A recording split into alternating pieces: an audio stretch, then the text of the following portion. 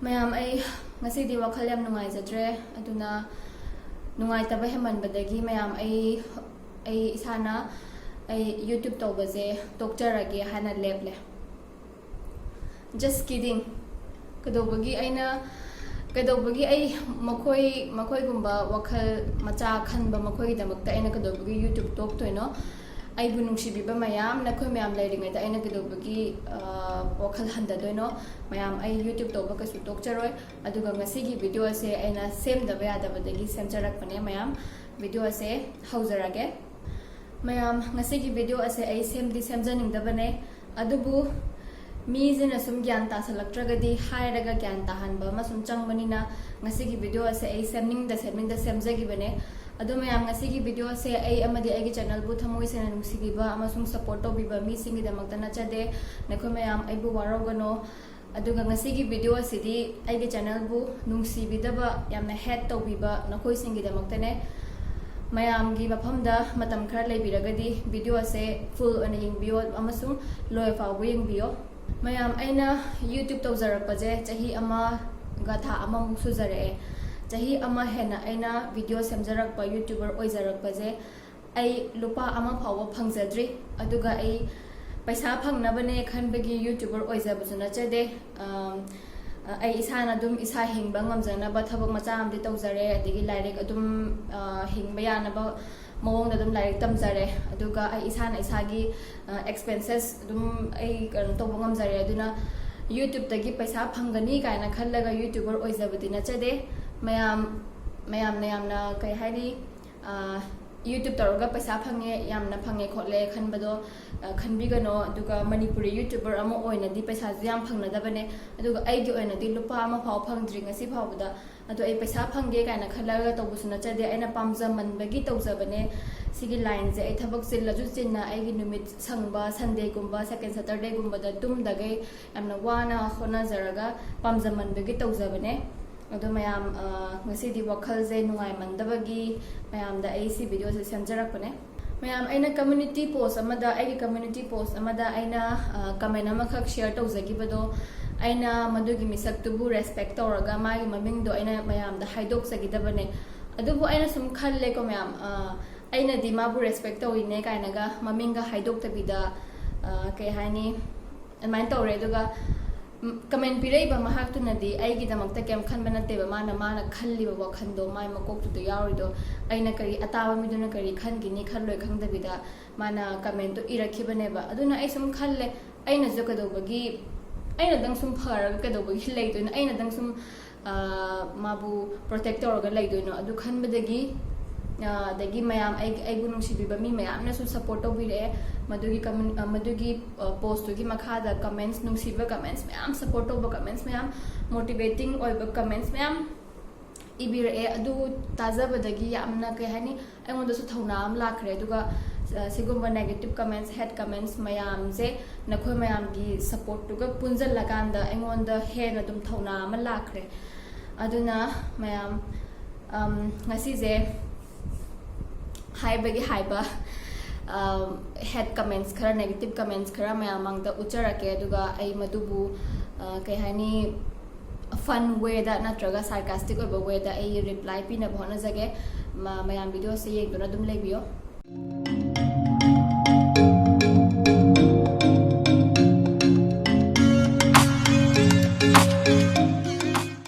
aigi haters mayam je aigi mai da yamna focus to bira male ado ngasi di mayam ai uchara ge seng na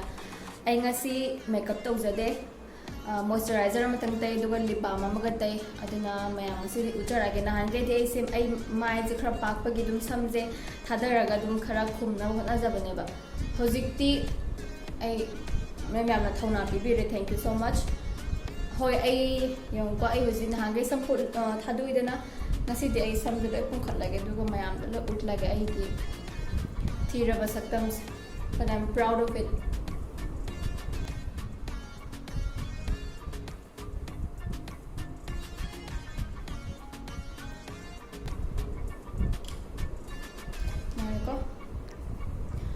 ne mayam ai mit yam sena bana tro ai mit se mayam ai mit se sigi left side ki pisum je khara wang bane ba duna mid se shape pa man bane ba du ai bu real life ta tina ba khangna ba mi jing na di khangam ni ba ko ai mid se ado me amna shape na khan ge zum khalo I don't care aduga aseng badi ai ki pisum na ma je khara wang bane ba duna si pisum je wang bani na songa mana na ba na ai son je yek ta na yam wan kho na je ne ko ai zo hu ji na wa lo dre ado ji gi yengo se aduga ai gi mayamna second day khanbir is ai gi na ton ji ne ba ko ai na ton je khille haibo adegi chaphu ma le haibo adegi nang na ton di pan ba na te khin bane na ton khu chau duga adu ada okay fine ai na ton chau ai sa na ya je ye khoi ma ko pa bu na ton chau bane na ai dum chau re adu ai sor wan ba dum ngami ai dum mayam ga pullaga dum hin ba ngami ko aduna ai na ton chau I accept it haibi ba som gi na ton di amna phajaram dong male aduga ai na ton di thiye okay ado I hing ba ding ami dana ko adagi mathang da ai gi chin je ko ai chin je yam tumme adagi pa ko I accept it it's okay ai chin dum sak sa ba ngami wangang ba ngami ko adagi ai nok ba ngami ko adagi mathang da mayam na problem le is ai gi mai ne ba ai mai je pra box ne mo ai je pra box ne yam pa yam chawe ado nangina sak kuthi do nangina mai kuthi do nangina na don khu chaw duga nangna actress singi matau tamine kain tammi do ware khole adu ne mem haibi ri ko ai mai je chawe ai khamje square oi have zu khamje mai je chaw oi tamak aina samje sa du sana sam ga je thadaraga ai je kona jai ne ba ai ju ko video to ba ja aduga wam tang di haijage screen da uriba aigi magi size se sumaina makti aseng mada ai chawjade aseng ba ai ga tina ba mi sing na khangbiram gani screen da uriba size na he na chaw thok pane ba aseng ba real life ta ge duna actress kum bagi mamai sing dik pick na bane ba aseng screen da tar kan da chap cha na ba na do ai gi di masa gi na khara chaw bani na screen da tar pa kan da amu na chaw bane ba but I don't have to explain it. It's okay. It's my face. I mama pabung na nushi na popi raga pipi ramba mai apak pase. I dum pura ga chachari. Do nushi biro mina nushi biro da mina nushi biro no. Ado ngasi dagi di I kemta na wala dress sam pung khalani. Ado ga I mai pa pak te I kemta khanza dra I bu thamoi shana nushi biro mi duna nushi biro. Ado ga sida nupa macha masak phajaba mana kamenam ka pire yumnam susil singh hai ma masak yam phaje mai google scope pagati phaje nasak khothi duga amuk suma to tamliba hai mana ko ado saktiba mi di smaina mana pamjari ba recreation video to baje to ba de hai ba leibra sak phajaba mi khatang na to goda bane hai ba leibra aduga saktiba hai je kaino sak phajaba hai je kaino makhena baje sak phajaris na kana buno sak thiris na kana buno adui khena bado hana kai hani som social sing som sigi videos yeng biragadi comment ta pibiramo haibiramo sak thiba haize som gi definition da karino haibado mathang da profile picture yaw daba misak ama khak pravesh thingbaizam mazu dum phajaram do male ko noigi magi definition da phajaba na khaliba adum amaina ma phajaram do male my comment se apai bi kari nungi nangi blog thengna ruba ai ju khangde som lai ba yam thi ye ai gi blog pu thengna ruba youtube ki kai hani recommend tor ba mi du gi maral ne hai tare ai gi video se som gi home page da recommend oina thok hallu bado mo makhoi gi maral ne som gi naral natte ado apai bi hai hoi ai khara dum pai bane ado ai dum ngamna ba hingi mayam rakta dum mathang da panthoi pukram bam hai dp zo hapte kitang photo je khara happy ra dikhar phadam le khoi ju uza hauna ba ko nang je am paktie manju mane bu koino nang na sari du suman mandari ai gi inau pina hena malibo okay nang na nau pi do yam hairam do male engon dei hena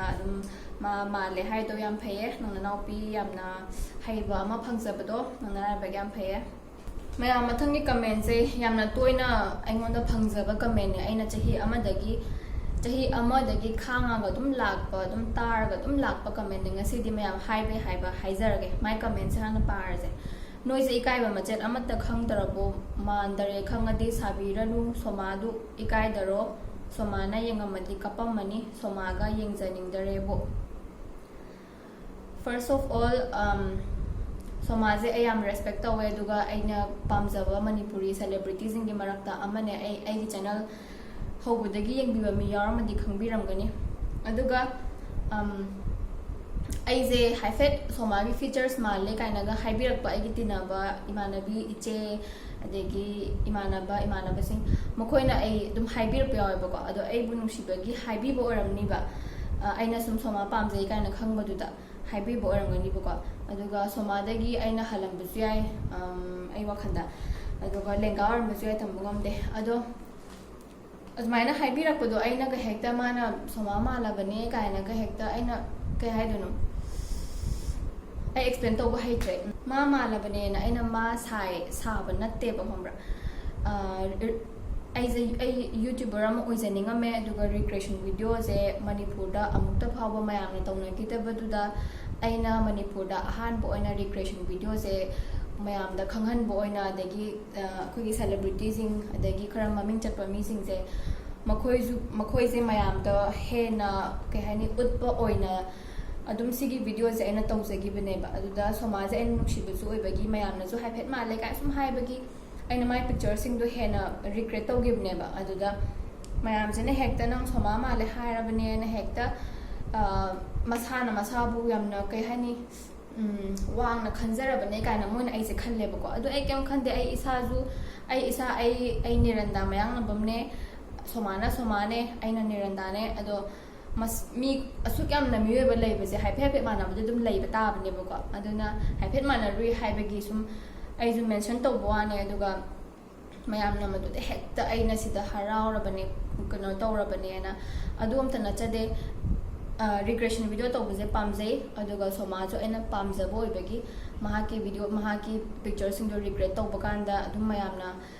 ꯍꯥꯏꯕꯤꯔꯛꯄꯗꯣ ꯑꯩ ꯀꯩꯅꯣ ꯇꯧꯖꯕꯅꯦ ꯑꯗꯨꯒ ꯁꯣꯃꯥ ꯎꯔꯝꯃꯗꯤ ꯀꯞꯄꯝꯃꯅꯤ ꯁꯣꯃꯥ ꯌꯦꯡꯖꯅꯤꯡꯗꯔꯦ ꯑꯗꯨ ꯑꯗꯥ ꯑꯩꯒꯤ video ꯌꯦꯡꯉꯒ ꯁꯣꯃꯥꯅ ꯀꯞꯄꯝꯃꯅꯤ ꯍꯥꯏꯕꯗꯤ ꯃꯗꯨꯗꯤ ꯑꯩ ꯁꯨꯡꯊꯥ ꯊꯥꯖꯕ ꯉꯝꯖꯗꯦ ꯇꯁꯦꯡꯅ ꯃꯥꯅ ꯀꯞꯄꯦꯒ ꯍꯥꯏꯕ ꯂꯩ ꯇꯥꯔꯒꯗꯤ ꯑꯩꯉꯣꯟꯗ ꯏꯟꯐꯣꯔꯝ ꯇꯧꯕꯤꯔꯛꯑꯣ ꯑꯩ ꯈꯨꯗꯛꯇ ꯃꯥꯒꯤ ꯄꯤꯛꯆꯔꯁ ꯔꯤꯀ꯭ꯔꯦꯠ ꯇꯧꯕ ꯇꯣꯛꯆꯒꯦ ꯃꯥꯒꯤ ꯔꯤꯀ꯭ꯔꯦꯁꯟ ꯇꯧꯈꯤꯕ ꯚꯤꯗꯤꯑꯣꯗꯨꯁꯨ ꯑꯩ ꯈꯨꯗꯛꯇ ꯗꯤꯂꯤꯠ ꯇꯧꯖꯒꯦ ꯑꯗꯣ ꯁꯨꯝ ꯅꯨꯡꯁꯤꯕꯒꯤ ꯇꯧꯖꯕꯅꯦ ꯄꯥꯝꯖꯕꯒꯤ ꯇꯧꯖꯕꯅꯦ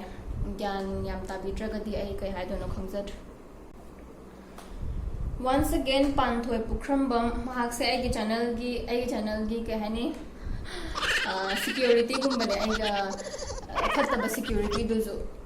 ꯅꯦꯒꯦꯇꯤꯞ ꯀꯃꯦꯟ ꯄꯤꯗꯣꯏꯒꯤ ꯉꯥꯏꯔꯒ ꯂꯩꯔꯕ ꯐꯣꯟꯗ ꯊꯥꯡꯒꯠꯂꯒ ꯈꯨꯕꯤ ꯑꯅꯤꯁꯦ ꯃꯦꯠꯇꯣꯏꯒꯤ ꯉꯥꯏꯔꯒ ꯂꯩꯔꯕ ꯃꯤꯁꯛ ꯑꯃꯅꯦ ꯁꯤ ꯄꯥꯟꯊꯣꯏ ꯄꯨꯈ꯭ꯔꯝꯕꯝꯁꯦ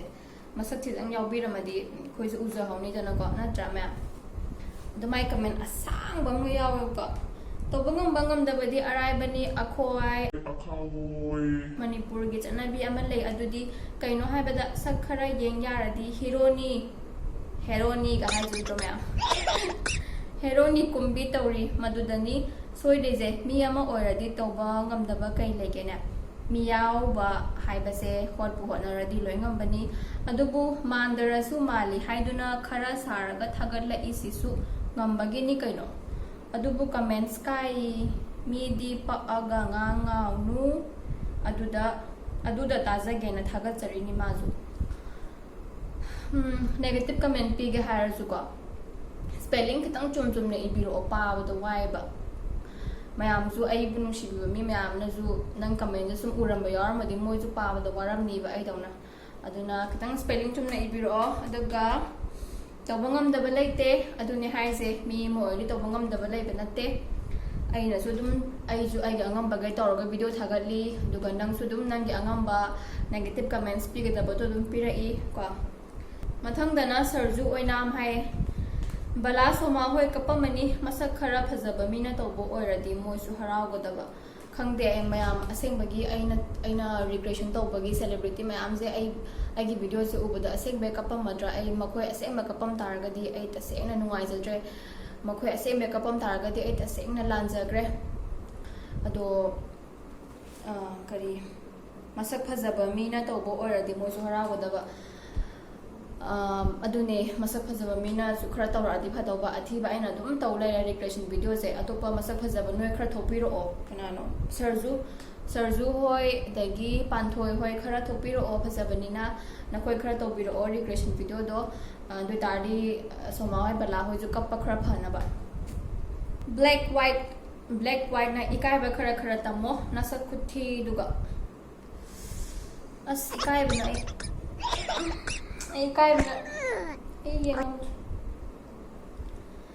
ikai ba khara tammo hai ai je mi gi pot huralu banate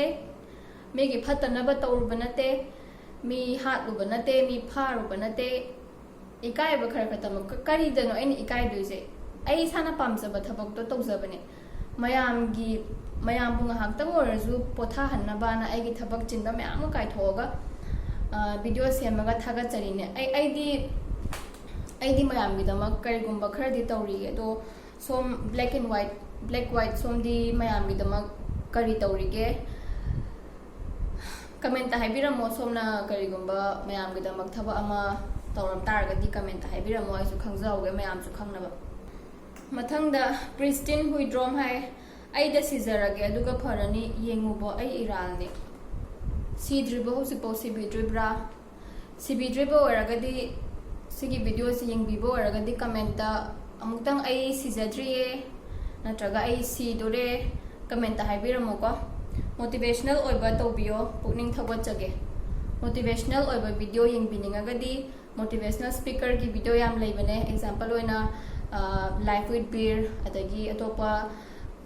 motivational wangang ba video myam leibane adu yengbiyo aigi channel sidi entertainment ki channel ne ngha ko thana bi channel ne aduna motivational oibadi aigi channel dagi di pakna phangdabasu yai to yamna somna motivation pambiragadi atopa motivational video sing yengbiyo benko born hairi thogyam leitena nangdi photo amagi damak India Gate taga chatliba India Gate tana chatliba hai sigi video se mayam aina Delhi da leringa da namjabane India Gate to aina leiriba room du dagi yam kanna kasu lapte auto da ngatang khak chalaga yobane aduna adum nong phado koi bagi ju dum toin adum chatlamme India Gate to photo ama kapagi chat thau leite India Gate tana chatliba India Gate se kasum banta yam chawba pot amagi type taga yamna kayani thabak yam luwa pot amai type taga khanbiramale benko bon ado yaringe manana bhona jabagi chachabane India Gate makhada aina reply pizare mayam matam phanga di si reply je pabiro ai hap khacher age do ai padi pazarege sangmangre mathangda waba mayam gi marakta yamna waba amasu yawre lin yam wai hai ma yam wai yenguba aina lanbane nuni yenguba nongna landradi video semba aina langadro kaino khangde mathangda priya thongam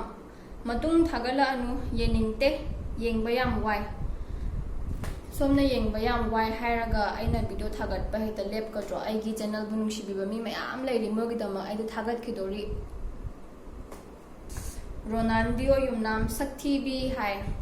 how kai haige som di sak yam phajaram do male dp umtang hapati phadong ne mayam se negative comment dum ibako aduga masa dp di kya hapna dabane tawris moi dum phajabane na mayam da uthokning da bo oram do male moi yes thomson mangsata bam mana kai rasi no hai ai gi rasi se Aquarius ne adu kai gino somna ai rasi hang biri se proposal ga de thara kanu ko ai using matam na 3 mathangda sundarjit khuman hai sel tan view aikoina subscribe to biraga balance su aikoina hapa charge su aikoina tawba sel na nangna phangba yengoi sundarjit khuman aina sombu aigi video yengbiyo haiduna invite to khiba lejade yeningtragadi yengpikanu aduga nang somgi home da dum aigi video se thola leredana adu tardi ꯊꯛꯂꯥꯎꯅ block ꯇꯧꯕꯤꯈꯤꯕ ꯑꯩꯒꯤ ꯚꯤꯗꯤꯑꯣꯁꯦ ꯁꯨꯡꯎ ꯐꯪꯗꯅꯕ ꯑꯗꯨꯒ ꯁꯦꯜ ꯇꯥꯟꯕꯤꯌꯨ ꯀꯥꯏꯅꯒ ꯍꯥꯏꯕꯁꯦ ꯑꯩ ꯃꯃꯥꯡꯗꯁꯨ ꯍꯥꯏꯖꯈ꯭ꯔꯦ ꯆꯍꯤ ꯑꯃ ꯍꯦꯜꯂꯁꯤꯐꯥꯎꯗ ꯂꯨꯄꯥ ꯑꯃ ꯐꯪꯕ ꯅꯠꯇ꯭ꯔꯤ ꯑꯗꯣ ꯌꯨꯇ꯭ꯌꯨꯕꯇꯒꯤ ꯁꯦꯜ ꯇꯥꯟꯅꯤ ꯈꯣꯠꯅꯤ ꯀꯥꯏꯅꯒꯗꯤ ꯑꯩ ꯑꯁꯥꯁꯨ ꯀꯩꯝ ꯇꯧꯖꯗꯦ ꯑꯩ ꯏꯁꯥꯒꯤ ꯑꯗꯨꯝ ꯁꯦꯂꯔꯤ ꯊꯥ ꯈꯨꯗꯤꯡꯒꯤ ꯂꯥꯛꯆꯔꯤ ꯑꯗꯨꯅ ꯑꯗꯨꯝ ꯑꯩ ꯍꯤꯡꯅꯕ ꯇꯦꯛ ꯇꯦꯛ ꯑꯗꯨꯝ ꯍꯣꯠꯅꯖꯔꯤ ꯑꯗꯨꯒ ꯕꯦꯂꯦꯟꯁ ꯅꯣꯏꯅ ꯕꯦꯂꯦꯟꯁꯁꯨ ꯑꯩꯈꯣꯏꯅ ꯍꯥꯞꯄ ꯀꯥꯏ ꯁꯣꯝꯅ ꯀꯔꯝ ꯀꯥꯟꯗ ꯑꯩꯒꯤ ꯕꯦꯂꯦꯟꯁ ꯍꯥꯞꯄꯤꯈ꯭ꯔꯒꯦ ꯑꯩ ꯏꯁꯥꯅ ꯑꯗꯨꯝ ꯍꯥꯞꯆꯩꯅ ꯑꯩꯒꯤ ꯇꯣꯂꯣꯞꯇꯒꯤ ꯃꯊꯪꯗ ꯃꯌꯥꯝ ꯌꯥꯝ ꯉꯛꯄ ꯀꯣꯃꯦꯟ ꯑꯃꯀꯣ ꯀꯤꯃꯣꯁꯦꯞ ꯑꯁ ꯍꯥꯏ ꯑꯩ ꯄꯥꯊꯣꯛꯇ꯭ꯔꯦ ꯁꯤꯒꯨꯝꯕ ꯃꯤꯁꯤꯕꯨ ꯀꯗꯥꯏꯗꯒꯤ ꯂꯥꯛꯄ ꯑꯣꯏꯖꯥꯅ ꯁꯤꯒꯨꯝꯕ ꯃꯤ ꯍꯥꯏꯁꯦ ꯀꯔꯝꯕ ꯃꯤ ꯑꯩꯒꯨꯝꯕ ꯃꯤꯁꯦ ꯑꯩꯒꯨꯝꯕ ꯃꯤ ꯃꯁꯥꯅ ꯑꯩꯒꯨꯝꯕ ꯃꯤ ꯍꯥꯏ ꯇꯥꯔꯒꯗꯤ ꯃꯥꯏ ꯄꯥꯛꯄ ꯅꯥꯇꯣꯟ ꯆꯥꯎꯕ ꯑꯗꯒꯤ ꯃꯤꯠ ꯄꯤꯁꯨꯝ ꯋꯥꯡ ꯃꯥꯟꯅꯗꯕ ꯑꯗꯨꯒ ꯃꯁꯥꯅ ꯄꯥꯝꯖꯔꯤꯕ ꯊꯕꯛꯇꯣ ꯉꯝꯅꯕ ꯍꯣꯠꯅꯖꯔꯒ ꯑꯗꯨꯝ ꯇꯧꯖꯔꯤꯕ ꯃꯤ ꯑꯗꯨꯒ ꯃꯌꯥꯝꯗꯁꯨ ꯂꯥꯟꯖꯗꯕ ꯃꯤ ꯑꯩꯒꯨꯝꯕ ꯃꯤꯁꯦ ꯀꯗꯥꯏꯗꯒꯤ ꯂꯥꯛꯄ ꯑꯣꯏꯖꯥꯅꯣ ꯍꯥꯏ ꯑꯗꯨ ꯑꯣꯏꯇꯥꯔꯒꯗꯤ ꯏꯁꯣꯔꯅ ꯁꯦꯝꯕꯤꯔꯒ ꯑꯩꯈꯣꯏ ꯃꯃꯥꯒ ꯄꯥꯕꯨꯡꯒ ꯒꯤ ꯃꯐꯝꯗ ꯑꯩꯕꯨ ꯏꯁꯣꯔꯅ ꯁꯤꯟꯅꯕꯤꯔꯛꯑꯒ ꯇꯥꯏꯕꯪꯄꯥꯟꯁꯤꯗ ꯑꯩꯁꯦ ꯂꯥꯛꯆꯕꯅꯦ ꯑꯩꯒꯨꯝꯕ ꯃꯤꯁꯦ ꯍꯥꯏꯇꯥꯔꯦ ꯃꯊꯪꯗ ꯃꯌꯥꯝ DP ꯌꯥꯎꯕ ꯃꯤ ꯑꯃ ꯌꯥꯎꯔꯝꯃꯦ ꯑꯣꯂꯤꯚꯤꯌꯥ ꯈꯥꯡꯉꯦꯝꯕꯝ ꯁꯣꯅꯣ ꯆꯨꯕꯤꯔꯣ ꯅꯪꯕꯨ ꯌꯥꯝ ꯄꯛꯇꯤꯌꯦ ꯑꯌꯥ ꯀꯣꯛ ꯈꯨꯠꯆꯥꯛꯇꯣ ꯁꯤꯔꯦ ꯍꯥ ꯍꯥ ꯍꯥ ꯍꯥ ꯍꯥ ꯍꯥ ꯍꯥ ꯍꯥ ꯍꯥ ꯍꯥ ꯍꯥ ꯁꯣꯅꯣ ꯆꯨꯕꯤꯔꯣ ꯍꯥꯏꯌꯦ ꯑꯗꯨ ꯍꯣꯏ ꯁꯣꯅꯣ ꯆꯨꯕꯤꯅꯦ ꯈꯜꯂꯒꯁꯨ ꯈꯟꯕꯤꯔꯣ ꯉꯥꯎꯋꯦ ꯈꯜꯂꯒꯁꯨ ꯈꯟꯕꯤꯔꯣ ꯄꯛꯇꯤꯌꯦ ꯍꯣꯏ ꯄꯛꯇ꯭ꯔꯦꯀꯣ ꯑꯗꯨꯒ ꯀꯣꯛ ꯈꯨꯆꯥꯛꯇꯣ ꯑꯩꯅ ꯀꯣꯛ ꯆꯥꯛꯄ ꯁꯣꯅꯣ ꯆꯨꯕ ꯑꯉꯥꯎꯕ ꯃꯤ ꯑꯣꯏꯔꯝ ꯇꯥꯔꯒꯗꯤ ꯑꯩꯅ ꯚꯤꯗꯤꯑꯣꯒ ꯁꯦꯝꯗꯅ ꯑꯦꯗꯤꯠꯀ ꯇꯧꯗꯅ ꯑꯞꯂꯣꯗꯀ ꯇꯧꯗꯅ ꯇꯧꯔꯤ ꯃꯌꯥꯝꯁꯦ ꯇꯧꯕ ꯉꯝꯃꯝꯒꯗ꯭ꯔꯥ ꯑꯈꯪ ꯑꯍꯩꯁꯤꯡꯅ ꯃꯍꯥꯛꯀꯤ ꯔꯤꯄ꯭ꯂꯥꯏ ꯃꯍꯥꯛꯀꯤ ꯀꯣꯏꯁꯟꯁꯤꯒꯤ answer ꯄꯤꯕꯤꯔꯝꯃो I've got no answer ꯃꯊꯪꯗ ꯃꯌꯥꯝ ꯔꯣꯕꯤꯟ ꯃꯩꯇꯩ ꯍꯥꯏꯅ ꯑꯉꯥꯡ ꯅꯨꯄꯥ ꯃꯆꯥ ꯑꯃ ꯒꯤ DP ꯍꯥꯞꯄꯦ ꯑꯇꯩꯗꯤ ꯈꯪꯗꯦ ꯌꯥꯗ ꯌꯥꯊꯤ ꯄꯛꯄꯗꯨꯗꯤ ꯊꯤ ꯃꯥꯟꯅꯩ ꯃꯌꯥꯝ ꯑꯩ ꯌꯥꯊꯤ ꯄꯛꯄ꯭ꯔꯥ ꯈꯪꯗ꯭ꯔꯦ ꯑꯩ ꯅꯣꯡꯃꯗ ꯑꯗꯨꯝ ꯑꯅꯤꯔꯛꯇꯤ ꯕ꯭ꯔꯁ ꯇꯧꯖꯩ ꯇꯨꯝ ꯍꯧꯒꯠꯄꯗ ꯑꯃ ꯇꯨꯝꯃꯝꯗꯥꯏꯗ ꯑꯃ ꯌꯥꯔꯤꯉꯩ ꯌꯥꯊꯤ ꯄꯛꯇꯅꯕꯅ ꯍꯣꯠꯅꯖꯩ ꯑꯗꯣ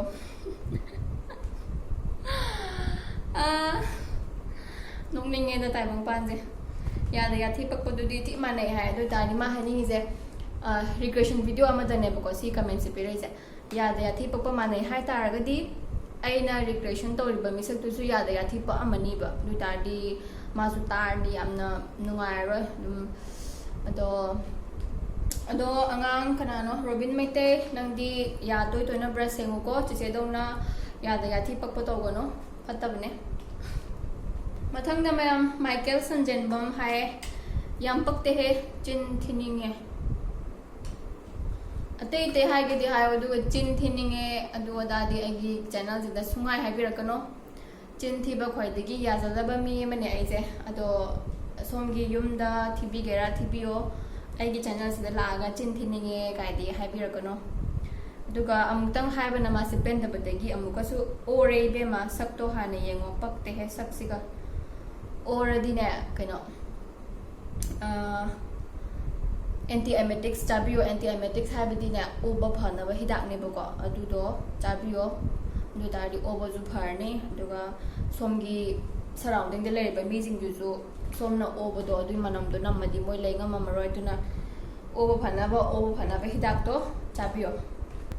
ꯃꯊꯪꯗ ꯃꯌꯥꯝ ꯑꯣꯖꯤ ꯁꯝꯄ꯭ꯔꯥꯁ ꯍꯥꯏ ꯋꯥꯔꯧꯕꯤꯔꯣꯏ ꯋꯥꯔꯧꯖꯗꯦ ꯃꯊꯪꯗꯤ ꯀꯕꯨꯛꯂꯩ ꯏꯅꯥꯎꯆꯥꯒꯤ ꯑꯣꯏ ꯇꯧꯕꯤꯔꯛꯑꯣ ꯇꯁꯦꯡꯅ ꯃꯥꯟꯅꯤ ꯈꯟꯖꯩ ꯀꯕꯨꯛꯂꯩ ꯏꯅꯥꯎꯆꯥꯒꯤꯁꯦ ꯑꯩꯁꯦ ꯍꯣꯏ ꯇꯧꯒꯦꯅ ꯈꯜꯂꯦ ꯃꯥꯟꯅꯤ ꯈꯟꯖꯩꯅ ꯁꯣꯝꯅ ꯍꯥꯏꯕꯤꯔꯛꯄꯅꯤꯅ ꯍꯣꯏ ꯌꯥꯝ ꯃꯥꯟꯗꯧ ꯃꯥꯜꯂꯦ ꯑꯗꯣ ꯑꯩ ꯇ꯭ꯔꯥꯏ ꯇꯧꯖꯒꯦ ꯑꯗꯣ ꯀꯕꯨꯛꯂꯩ ꯏꯅꯥꯎꯆꯥꯒꯤ ꯐꯣꯇꯣꯁ ꯀꯥꯏꯗꯒꯤ ꯐꯪꯕꯤꯒꯅꯤ ꯁꯣꯝꯅ ꯁꯖꯦꯁ ꯈꯔ ꯇꯧꯕꯤꯒꯗ꯭ꯔꯥ ꯁꯣꯝꯅ ꯀꯕꯨꯛꯂꯩ ꯏꯅꯥꯎꯆꯥꯒꯤ ꯐꯣꯇꯣꯁ ꯈꯔ ꯑꯩꯉꯣꯟꯗ ꯁꯦꯟ ꯇꯧꯕꯤꯔꯛꯀꯗ꯭ꯔꯥ ꯑꯗꯨꯁꯨ ꯌꯥꯏ ꯑꯩꯒꯤ ꯏꯟꯁꯇꯥꯒ꯭ꯔꯥꯝ ꯑꯃꯗꯤ ꯐꯦꯁꯕꯨꯛꯀꯤ ID ꯑꯩꯒꯤ ꯗꯤꯁꯀ꯭ꯔꯤꯞꯁꯟꯗ ꯌꯥꯎꯕꯅꯦ ꯑꯗꯨꯗ ꯀꯕꯨꯛꯂꯩ ꯏꯅꯥꯎꯆꯥꯒꯤ ꯐꯣꯇꯣꯁ ꯈꯔ ꯑꯩꯉꯣꯟꯗ ꯊꯥꯕꯤꯔꯛꯑꯣ ꯑꯩ ꯁꯣꯏꯗꯅ ꯇꯧꯖꯔꯛꯀꯦ ꯃꯊꯪꯗ ꯈꯨꯟꯗ꯭ꯔꯥꯛꯄꯝ ꯄ꯭ꯔꯤꯌꯥꯅꯟꯗ ꯍꯥꯏ ꯏꯀꯥꯏꯕꯕꯨ ꯈꯪꯉꯗ꯭ꯔꯗꯤ ꯍꯤꯗꯥꯛ ꯂꯩꯇꯦ ꯑꯗꯨꯅꯤ ꯅꯪ ꯈ꯭ꯋꯥꯏꯗꯒꯤ ꯊꯧ ꯂꯩꯇꯕꯤ ꯅꯨꯄꯤ ꯑꯃꯅꯤ ꯁꯛꯅ ꯊꯤꯔꯤꯗꯨꯒ ꯅꯃꯥꯟꯅꯕ ꯂꯩꯇ꯭ꯔꯣ ꯑꯁꯦꯡꯕ ꯉꯥꯡꯕ ꯑꯗꯨꯗ ꯍꯪꯉꯨꯗꯅ ꯃꯌꯥꯝꯅ ꯈꯥꯏꯕꯗꯨꯗ ꯅꯊꯟꯇ ꯍꯇꯥꯎꯖꯔꯤꯕꯅꯤꯅꯦ ꯅꯪ ꯃꯥꯏꯗꯣ ꯅꯨꯄꯤꯒꯤ ꯅꯠꯇꯕ ꯀꯕꯔ ꯑꯃꯅ ꯀꯨꯞꯁꯜꯂꯝꯗꯧ ꯃꯥꯜꯂꯦ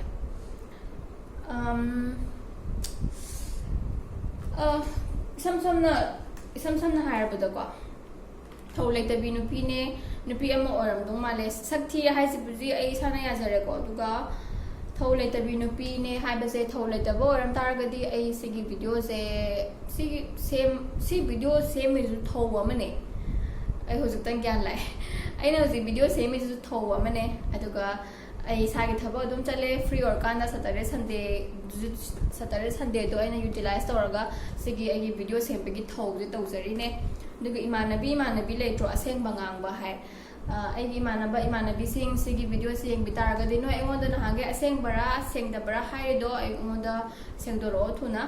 do aina khanbada ai imanabi sing di engonda aseng badum hairam do male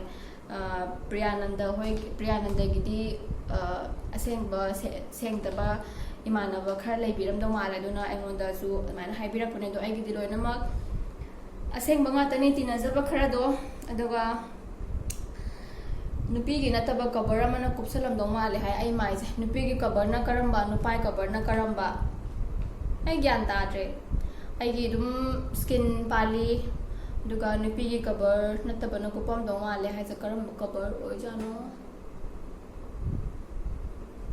mayam akhang ba yor gadi hai biro ai je karamba cover nupigi cover nataba ai je karamba cover oi jano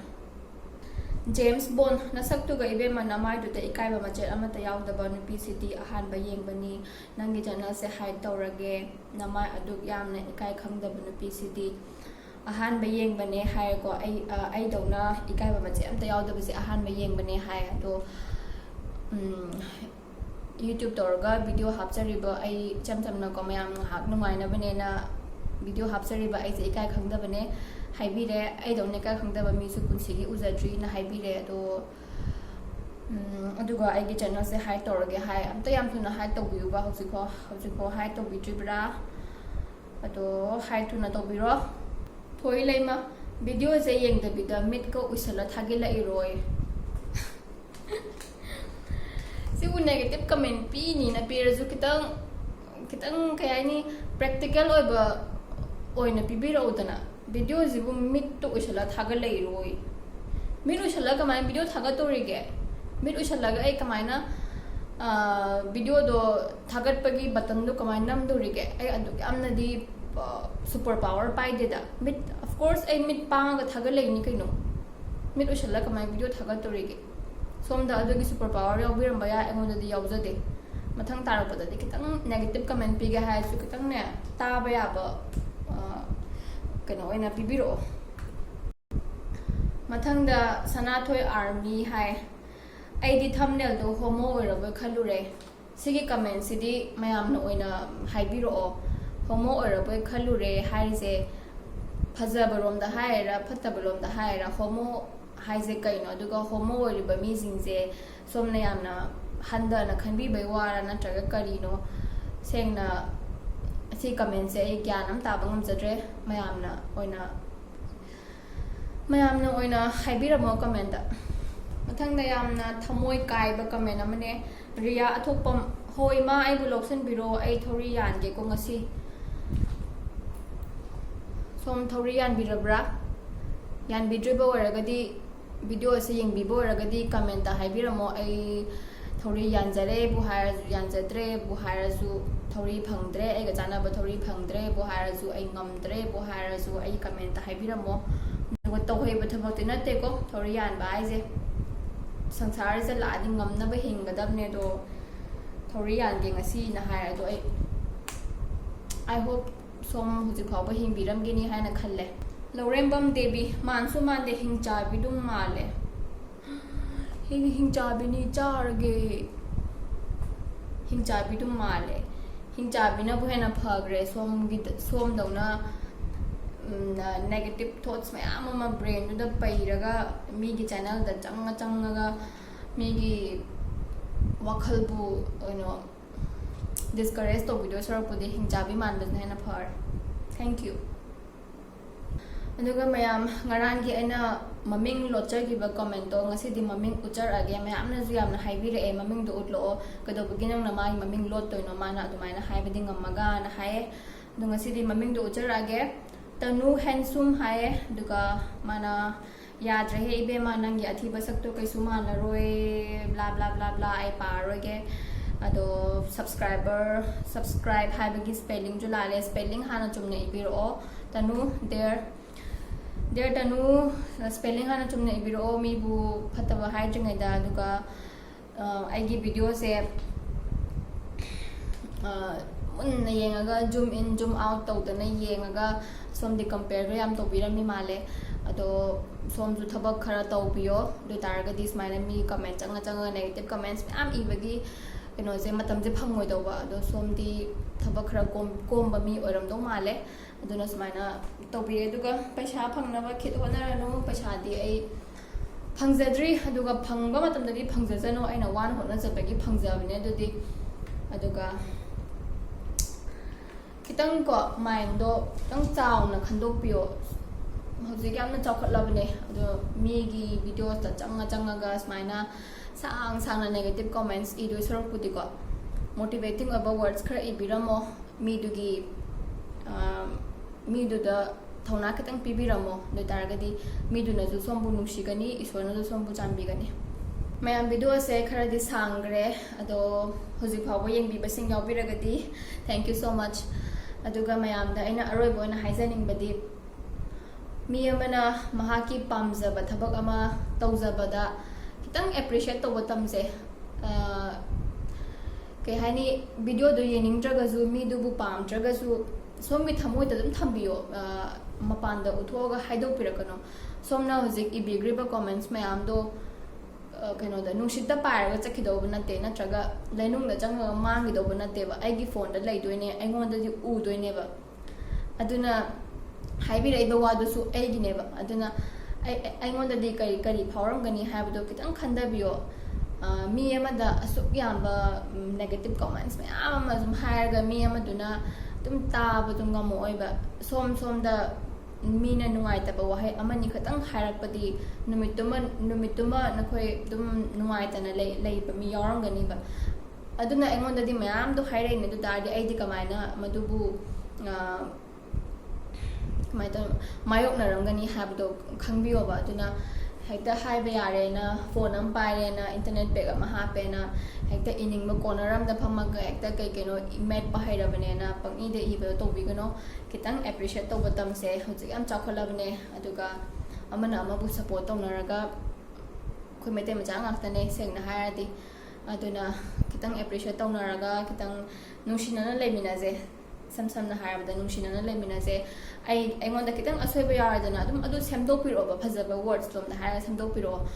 adu dinatana mi du bakta farese mayam sangmangre ado